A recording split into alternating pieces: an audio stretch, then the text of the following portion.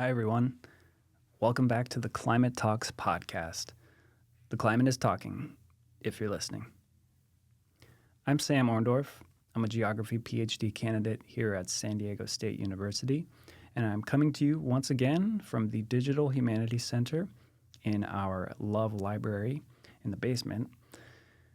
And I'm going to talk today about the oceans, the water of our system, our global system, and the air or the atmosphere, how those are interacting with each other and how they're interacting with land. Because I really want to get this podcast to be down to the basics, to the fundamentals, the land, the water, the air, earth, wind, fire, etc. I actually want to do that because I think people tend to get overwhelmed with climate. Even people in the environmental studies and environmental sciences in my field. I think there's not only a lot of anxiety and dismay, but there's sort of this push to jump a step ahead and try to understand climate change without going in first understanding climate. So that's really one of the key things that these first few episodes are starting to deal with is the basics. How can you understand climate change if you haven't first gone and understood the climate? And so the climate that humans have experienced has been pretty stable. We've been pretty lucky on this planet, at least for the last 10,000 years when the last ice age ended. We, on planet Earth, experienced 5 major extinctions. We're probably going through another mass extinction right now, which is why that term, the 6th mass extinction, has been floated around. And the reason people are talking about that is because, as I said, the climate has been relatively predictable, relatively stable for a decent chunk of human existence, like going back to around the time when we kind of invented writing. And so a lot of our deep, deep human memories think of climate as a stable thing, and it sort of is. But the climate is not stable at all when you look at geologic timescale. So we're talking in the order of millions of years, hundreds of millions, even billions of years. On that time scale, that's all the climate has done is change, right? And you see evidence of that in the fact that there are palm tree fossils in Antarctica. There are palm tree fossils in Alaska as well.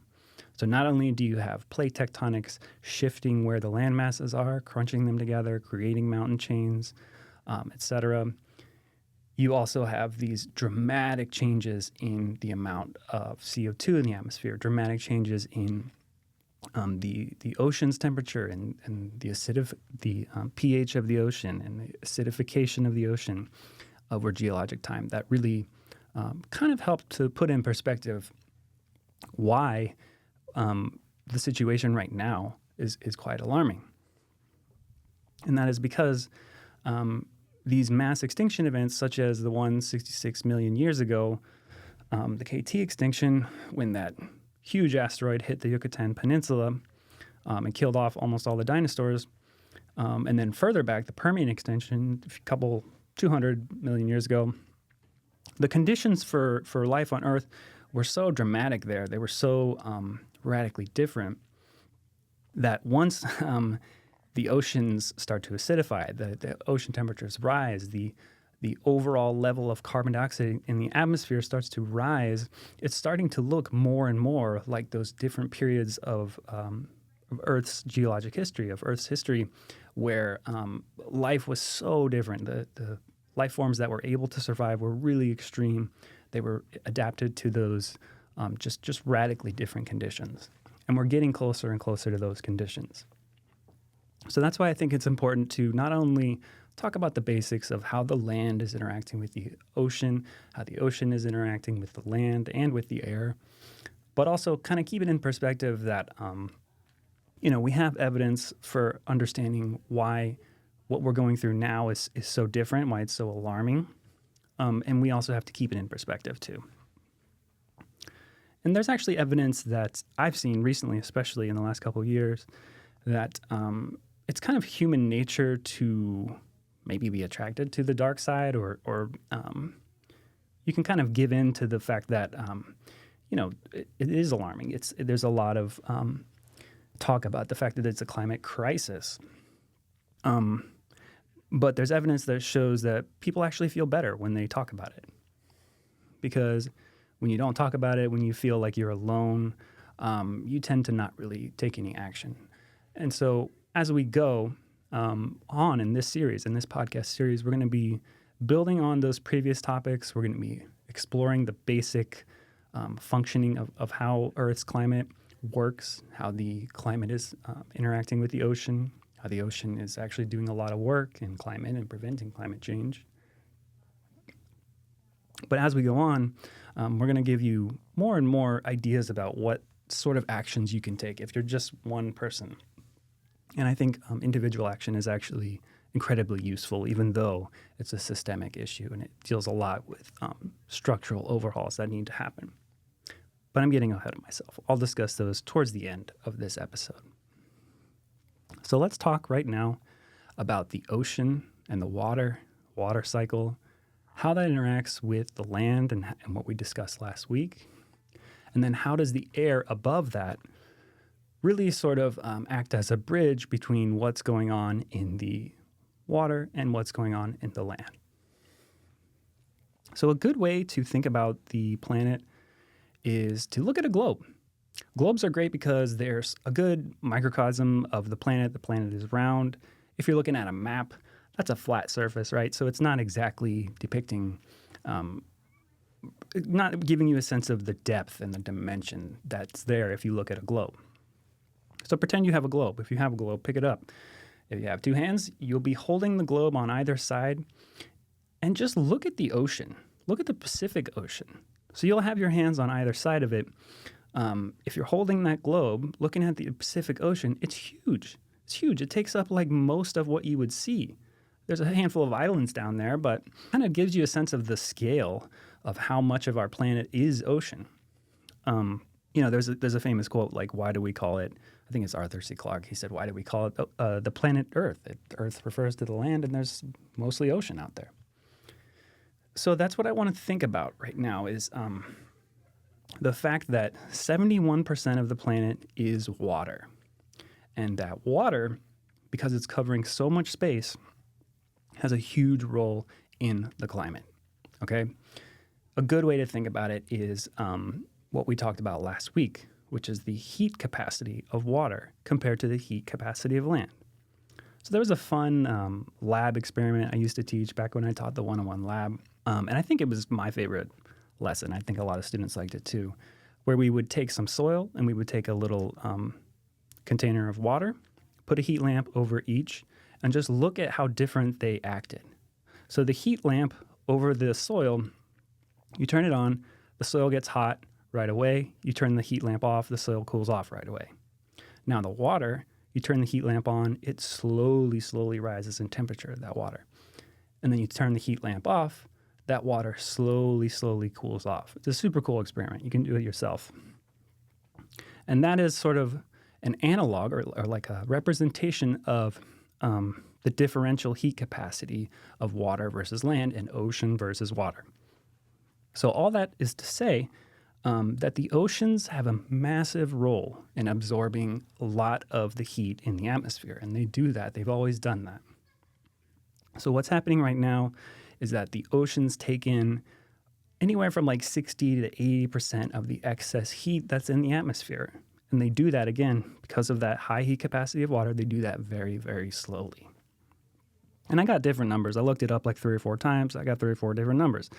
But give or take, the oceans are absorbing the majority of the excess heat that's in the atmosphere that would not normally be there if humans weren't burning fossil fuels and putting excess carbon dioxide out in the atmosphere, causing more of the sun's solar radiation to be absorbed in our atmosphere.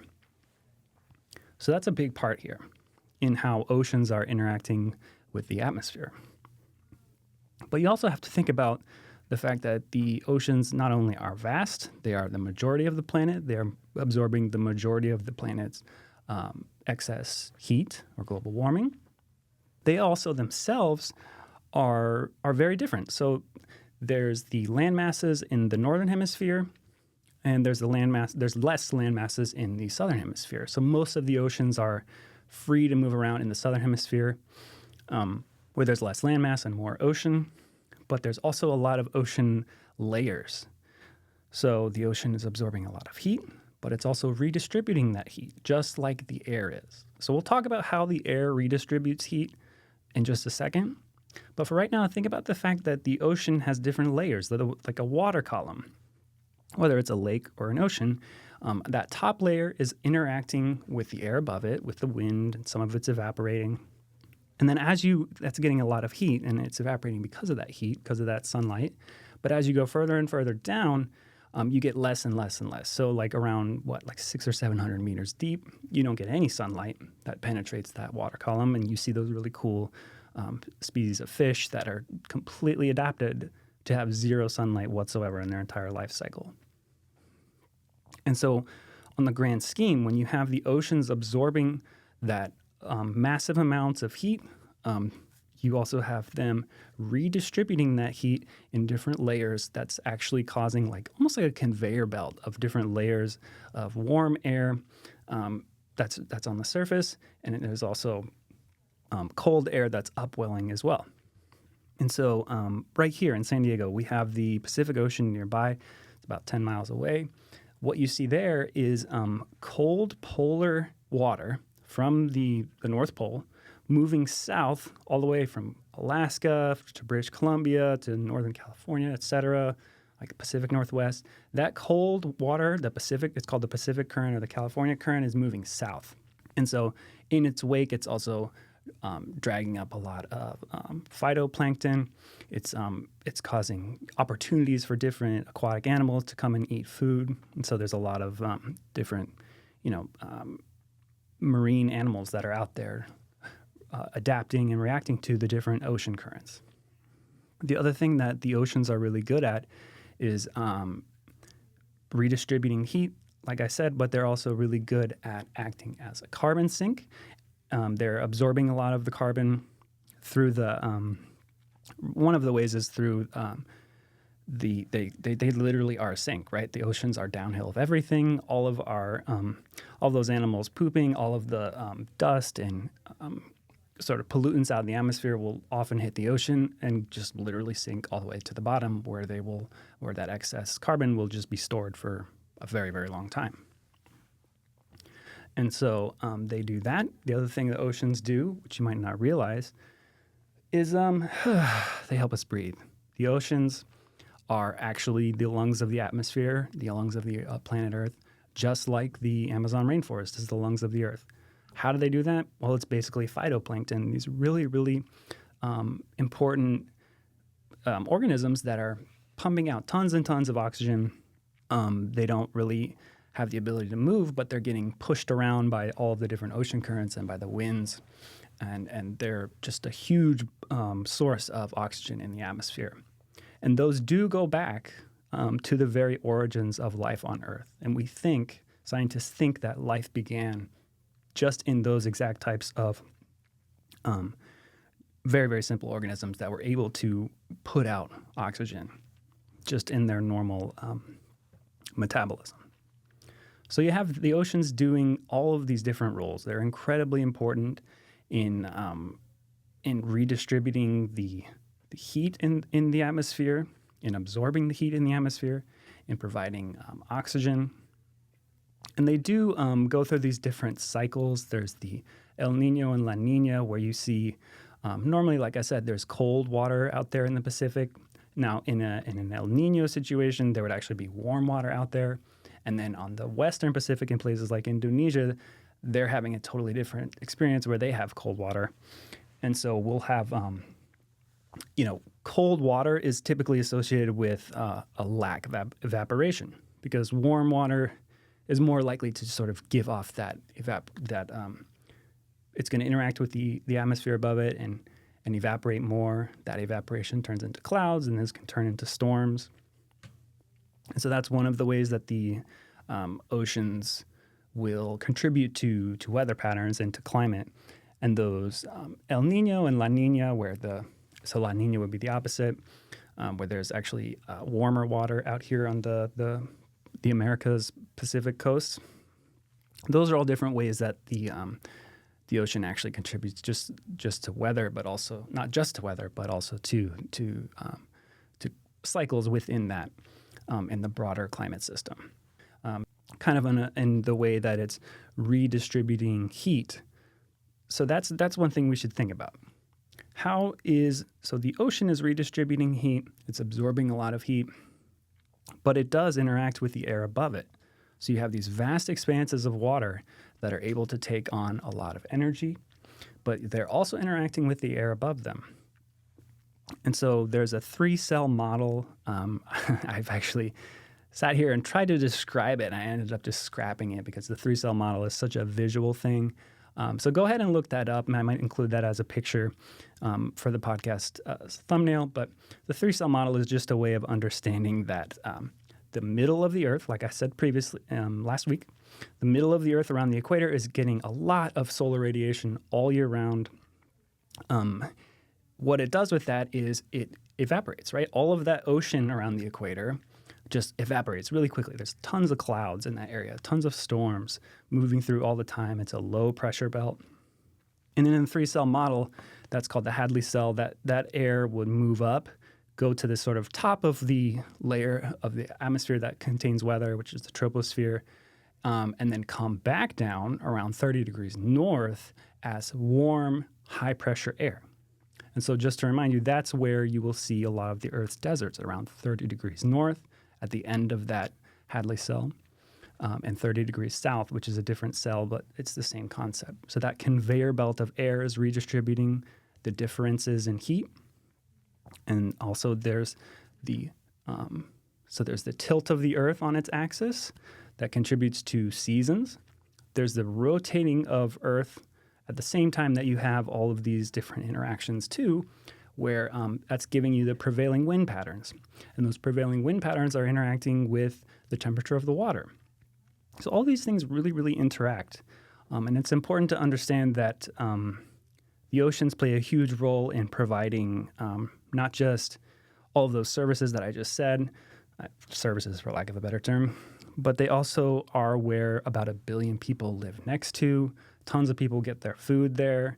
They're sources of, obviously, of great therapy and joy and leisure, right? Everybody loves going to the beach, pretty much. And all of this is changing because there is so high temperature water tends to expand, right? So that's part of the thermal capacity of oceans. What you see, not just the water getting warmer and expanding, but you also see the melting of ice caps. So a lot of that water is contributing to, it's a closed system. There's not any new water adding or being removed, but it's redistributing. Again, I keep saying that because that's really what the climate does. That's what the oceans do. And those ice caps as they melt, the glaciers as they melt, are rising the oceans, the sea levels. So the sea level has risen probably around 20 centimeters since 1880. So midway, about a century into the Industrial Revolution. And yeah, so how are we going to deal with that? It's not going to affect everybody equally, obviously, because there's rich communities and poor communities on the coast. There's small countries and big countries on the coast. Some entire countries reside within like 10 to 20 meters above sea level. And so they're really rapidly developing plans to deal with that. Planned retreat is one thing. Adaptation is one thing. Some communities are moving up into the hinterlands to higher areas. And think about how brutal that is, how tragic that could be to not only lose your home, but lose all your memories if you have like a cemetery that's near the ocean or any really significant or meaningful place or sacred place. Those could all be really slowly inundated, and scientists don't know exactly the rate of sea level rise, and it's not going to happen equally at all parts of the globe. Some places will be flooded worse than others, and some will experience flooding events as well, like king tides. So these are things we really have to think about not just understanding the base level of what is happening, but also understand the really complex scenario on the ground when you start to add in the social dynamics and the political differences and the power dynamics as well. And island nations have been dealing with this for a while. And in human scheme, in the grand scheme of humanity, like we've already dealt with sea level rises, changing, coming up, going down in some places. But in general, sea levels have already risen a lot. That's why you'll see a lot of archaeological digs where people just put on scuba gear and go under to where cities used to be or settlements used to be near the coast. Now, the other thing I wanted to talk about is the fact that the oceans are acidifying. pH is lowering. It's getting more acidic. And that's making it less able to support those phytoplankton, those really small plankton, and the other like snails, seashells, clams, any kind of mollusk. Those are really carbon-based and calcium-based organisms where their shell is made out of the ocean itself. And as it gets more acidic, they lose their ability to do that. And a lot of them are providing air, a lot of them are providing food for marine animals, which further up the food chain that connects to us, right? So why should you care about ocean acidification? Well, it's happening as a result of this complex chemical reaction where you have more heat. So you can understand it from that level, but really think about downstream, even though it's only like a point, I think it's a 0.2 change in the pH, lowering over the last 100 years or so.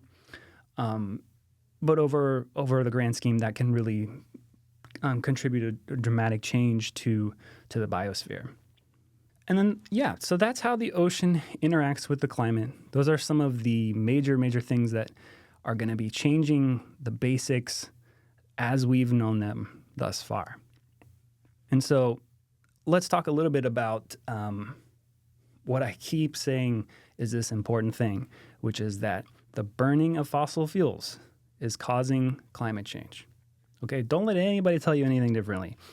It's very simple, and in fact, there's a pretty clear path forward to address climate change. It's an immediate, permanent reduction and actually halt in the burning of fossil fuels. So we could do a lot to change our agriculture. We can do a lot to rebuild our cities and to deal with some of that climate change that's already baked into the system. That temperature rise is already there. Those higher levels of CO2 in the atmosphere are already there. And we got to deal with that somehow.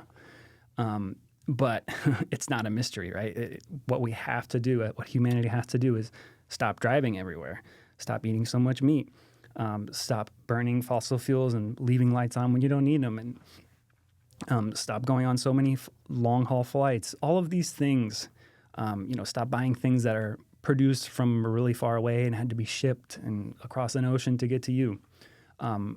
So much of the way we move, what we eat, the things we buy, just our daily life is really saturated with fossil fuels. I'm probably wearing something with fossil fuels right now. Actually, maybe not, because I'm wearing a lot of cotton and natural fibers. But, polyester, all of these things, it's on us. And actually, it's in us because we have so much plastic out there. It is getting into our bloodstream. It's in the air. Plastic is in all of the ocean. It's in polar sea ice. They found plastic and microplastic in the Mariana Trench, which is way, way deep in the deepest ocean trench. And so the plastic problem is dramatically contributing to all of these problems I already listed in the ocean. The ocean is downhill of everything. A ton of plastic pollution is out there. Some of the studies I've seen, like the best case scenario is we're going to double plastic pollution in the next 10 years.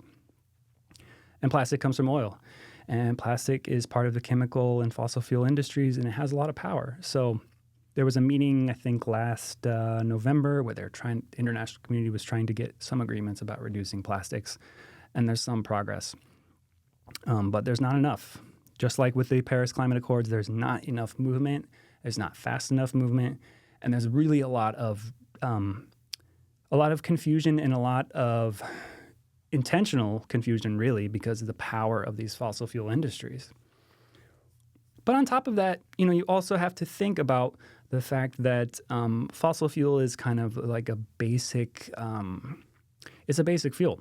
If you have a country that's less developed or sort of has a less developed economy, their way forward is almost always to burn fossil fuels. And the discussion is finally coming to a point where it's like, okay, how can we produce energy in a less polluting way?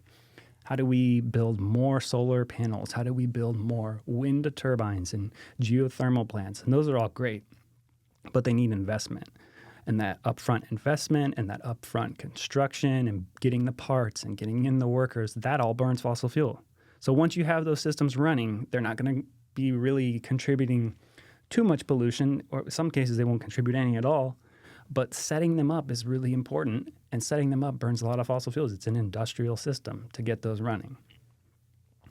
But as you see these countries develop more, as you see a lot more travel, as you see a lot more consumer products being introduced and being shipped all over the world, you see a lot more pollution.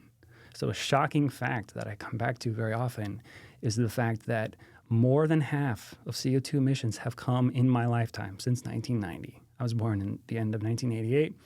Half of the carbon dioxide that's out in the atmosphere, that's from fossil fuels and from industrial emissions, from burning fuel for energy, for movement. That half of that extra CO2 has come out in just my lifetime. So I say all of that to really kind of clue you in to the fact that the industry is part of the problem. Yes, it's sort of necessary. Yes, we're in a civilization and it's impossible to fully remove yourself. But there's a lot you can do as an individual. And tackling the industry is part of the approach, I think. But miraculously, if you look at the new administration, the new president, Donald Trump, they have it all twisted. They say that, no, there's a climate change alarm industry. That's a phrase from that Project 2025 document that's talking about making the whole government smaller and the whole conservative, very far right-wing takeover of science and takeover of environmental policy. They're warping it, right? That's one of the documents. You'll see it again in a lot of Trump's cabinet picks, all of these people. I don't know. It's hard to say, are they foolish, that they deny climate change, or are they knaves, that they're intentionally misleading people? Maybe a little column A, a little column B. But the fact is people who ran fossil fuel industries, who are very pro-fracking, they are now the head of the Department of Energy. The head of EPA has done some bipartisan work. I'm going to give him some credit on that, Lee Zeldin. But what he just said last week, probably a little more than a week ago, February of this year, 2025, he's proposed cutting $20 million in funding for clean energy. So $14 million of that is from the Inflation Reduction Act and this thing called the National Clean Investment Fund. Another $6 million is coming from this thing called the Clean Communities Investment Accelerator Program. So basically, like I said, all of those clean energy systems that are, by the way, cheaper, cleaner, and don't contribute as much or very much at all to climate change, they need investment. And that's what the former president Joe Biden wanted to do, and he passed this law. So I don't know how the new administration wants to cut $20 million in funding for clean energy and the Inflation Reduction Act and clean communities investment. They want to cut it because they want to burn more fossil fuels and make more money. But it is policy, it is legislation that's on the books. So if they do cut it, it's going to be just another thing again where we have this creeping fascist dictatorship just constantly pushing the borders, doing more and more things that are eroding the separation of powers and the fact that they are just the executive branch. They can't really do that. They can't cut funding for things like that because they need congressional approval. If they do it without congressional approval, what's going to happen? Who's going to stop them? I don't know. I'm getting a little bit ahead of myself here, but hopefully the point that you're sensing I'm getting at is that the U.S. Is really shifting course it has a lot of sway in international agreements. Just today, the U.S. is taking a step back from the International Panel on Climate Change, the IPCC, that puts out those reports every so often. The U.S. scientists are not allowed to attend that meeting that's coming up in I think next week. And the other thing they're doing is they are sort of they're shifting the blame for climate change onto they're saying that there's an industry around alarm, that the alarm is off. They're saying that there's a whole industry against like an industry that's fighting fossil fuels. They're saying that fossil fuels are cleaner than people say. They're saying that there's this restraint against fossil fuel extraction on federal land. Like I said before, there isn't. The phrase you'll often hear them say in Trump's executive order that he signed his first day of presidency, and in a lot of other instances, is they say they want to unleash American energy. They want to not only do more fracking, more oil extraction, more coal, more drilling, right? Drill, baby, drill.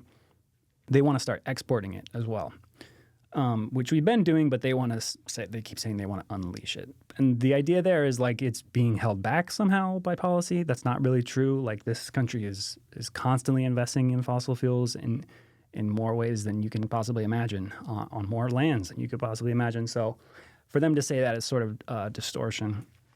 But these are the things that we have to come up against, where you have different opinions. You have different political actors. You have different industries that are really invested in this. And they kind of all take us away from the point that, number one, clean energy is very efficient and it's very cheap.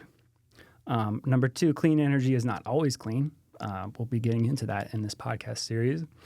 And number three, they're kind of obscuring the fact that the biggest contributor to climate change is the burning of fossil fuels. And if we can cut that and stop doing it and stop digging it up, we'll just make leaps and bounds in progress. And so to do that, we would have to just strand those assets. That's what they call it, stranded assets. And we're talking like millions of dollars, maybe even billions of dollars. There were trillions of dollars that has to just be left in the ground. Leave that coal where it is. Leave that oil where it is. Stop fracking. Fracking especially is particularly devastating for the atmosphere. That's really the template going forward that I'm going to suggest.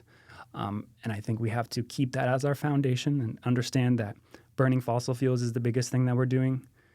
In addition to understanding how has the climate been sort of stable, how is it starting to shift, and how is it going into this new paradigm that's starting to become a reality where you're seeing more extreme weather more often. But that is going to be it for today. As always, if you have a question, comment, concern, critique, please go ahead and send it to us in an email at climatetalksquestion@gmail.com. And that is all. I will talk to you next time.